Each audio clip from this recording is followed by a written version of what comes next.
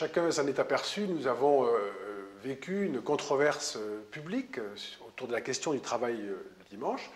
Il y a un projet de loi, il est question d'accroître les possibilités de travailler le dimanche. On s'est beaucoup interrogé, on s'est disputé même à ce sujet.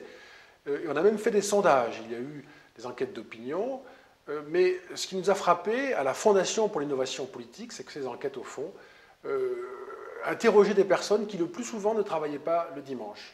Et donc nous avons décidé d'interroger spécifiquement les personnes travaillant le dimanche. Donc nous avons en quelque sorte imaginé une enquête, non pas d'opinion, mais une enquête d'expérience. Cette enquête, nous l'avons menée avec l'IFOP et nous avons interrogé un échantillon de 508 personnes déclarant travailler le dimanche, qui pour la plupart, plus de 400, sont des salariés. Et nous avons donc la possibilité de comparer les résultats de ceux qui sont salariés et de ceux qui ne le sont pas, qui sont par exemple à leur compte, et de comparer ces résultats avec les personnes qui ne travaillent pas le dimanche. Ce qui est très frappant dans notre enquête, c'est de voir que parmi les personnes qui travaillent le dimanche, eh bien, ce projet de loi qui tend à favoriser le travail le dimanche est massivement soutenu et approuvé. C'est une première surprise. Et puis, ce qui est également très surprenant, parmi les nombreuses leçons de ce sondage, c'est que la plupart des salariés, les 3/4 qui travaillent le dimanche, ont le sentiment, au fond, de le faire par contrainte. Pas par obligation, mais par contrainte. Contrainte de statut, contrainte de métier. Il y a des métiers qui supposent de travailler le dimanche, par exemple boulanger. Mais l'idée que l'on travaille le dimanche parce que l'on subit la pression d'un employeur ou d'un supérieur hiérarchique est en même temps très marginale. Seul 1% des personnes interrogées considèrent subir une pression et pour cette raison-là travailler le dimanche. Donc on ne peut pas dire que les personnes qui travaillent le dimanche le font sous l'effet d'une pression, ça n'est pas le cas, ça n'est pas vrai.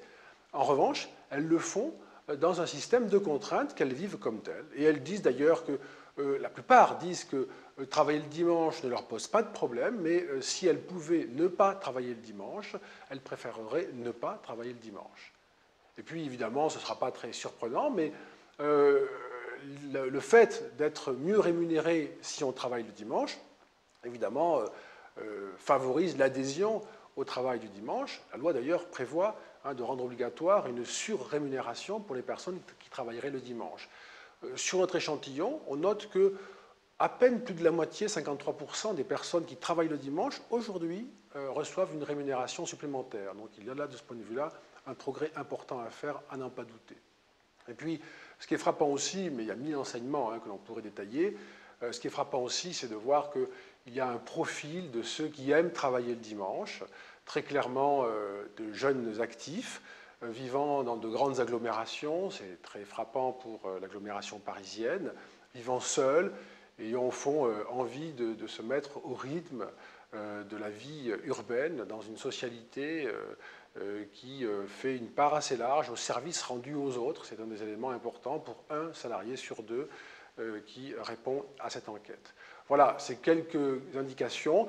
Tous les résultats de l'enquête sont sur le site de la Fondation pour l'innovation politique.